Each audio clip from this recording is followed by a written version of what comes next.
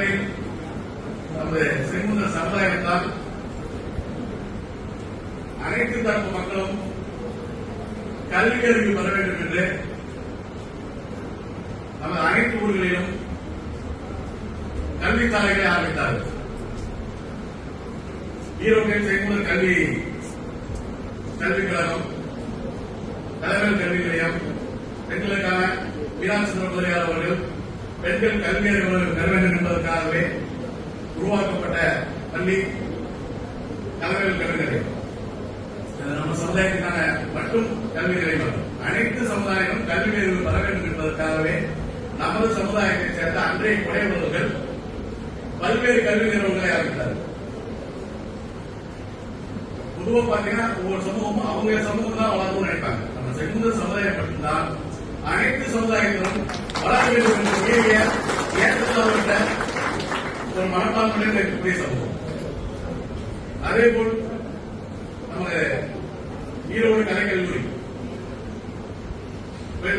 ஆரியங்கள் முக்சன் மரியாதை அவர்கள் நம்ம சமுதாயத்தை சேர்ந்த மாணவர்கள் கலைக்கல்லூரி படிக்க வேண்டும் என்றால் அந்த காலத்தில் கோயம்புத்தூர் செல்ல வேண்டும் என்ற இருந்ததால் நமது அனைத்து நம்ம சமுதாயத்தை சேர்ந்த வல்லுநரிடம் சென்று நன்கொடை பெற்று ஒரு இடம் வாங்கி ரங்கமலத்திலேயே முதலியார் கல்வி அறக்கட்டளை என்ற ஒரு அமைப்பை நிறுவி ஈரோடு கலை அறிவியல் கல்லூரியை தொடங்கி இன்றைக்கு நமது சமுதாயம் மட்டுமல்ல நிறைய ஈரோடை சேர்ந்த நிறைய கல்வியாளர்கள் உருவாக காரணமாக இருந்தது ஈரோடு கலை அறிவியல் கல்லூரி.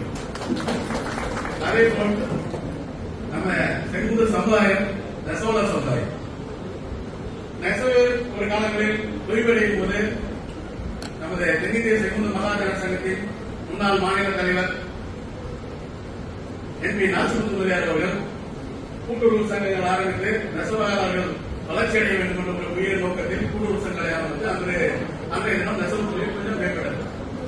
அதற்கு பிறகு நெசவு தொழில் நடைபெறுத்தவுடன் நமது முன்னாள் மாநில தலைவர் உத்தியோக ரத்னா ஜே சுந்தரமூர்த்தி ஐயா அவர்கள்